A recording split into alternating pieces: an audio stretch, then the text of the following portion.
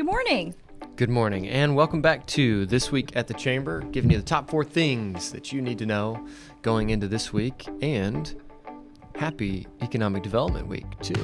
Yes, absolutely. We finished Mako last week, and that was a good experience for the team members that got to attend that. There are all sorts of celebrations going on. We've spent a lot of time on the road lately, in and out of the office lately, doing conferences and meetings and professional development. Glad to be back. Glad to celebrate some this week. How about the top 4 things that they need to know? What's first? Well, this morning we have Leadercast Spark, and this is another installment of Leadercast, which is all about developing your leadership skills as a team, as an individual. This particular installment is going to it's going to address any type of leadership. It doesn't matter if it's a nonprofit, if it's a Fortune 500 business, if it's a mom and pop. It's anybody's going to benefit from this one today. There are certain fundamentals that never change when it comes to leadership, and I think we all like to be reminded more than we like to be instructed, and this series of Leadercast things have been really good for that, because you can find leadership videos all over the internet. You can read it in the books, but getting parts of our community together to talk about how this stuff impacts us, I think, is where the magic has happened for us. So, I actually just missed an opportunity. I should have said that's where the sparks fly. I missed. Oh well. So that's happening today. Yes. And then also happening this week. Yes, this week is our Roundtable week. And so actually our nonprofits will be attending Leadercast Spark as their nonprofit Roundtable installment. So we were excited to be able to provide that opportunity to our nonprofits.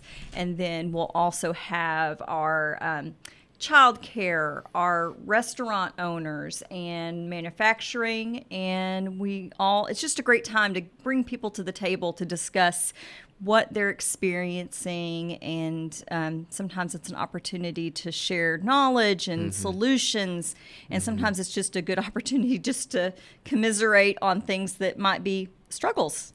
Yep, a little bit of both, right? And we say this a lot, or I certainly try to say it a lot, because I think it's true that we're at our best when we're convening our businesses and our community leaders to the table to talk about the opportunities and challenges that we're all facing. And that's what Roundtables a Week is all about. Yes. So that's happening this week. Let us know if you'd like to come to one of those. If you're in one of those segments and we haven't reached out to you, please give us a call, leave a comment, all of those things. Yeah. We're also going to both public meetings this week. We've got the Quorum Court has their committee meeting, and then City Council has their committee meeting as well. So Tuesday, Thursday, we will be giving the update to the Quorum Court for sure on Tuesday, the first quarter economic development update, as well as giving some of the, we're actually helping champion a resolution that confirms one of our local businesses that is investing here locally. Big capital investment, some new jobs projected over the next 5 years. We'll talk a little bit more about that at the public meetings, but there's a tax back incentive to doing business in Arkansas. And if they're purchasing goods locally, if they're increasing jobs locally, then it's a process that isn't worth going into extreme detail, but we get to take that to City Council and Quorum Courts this week, and they have to bless it at the local level for it to be their incentive at the state level. So it's always a good day when we've done one for Westrock in the past. We've done one for UPS in the past as they've both made expansions in the last 3 years.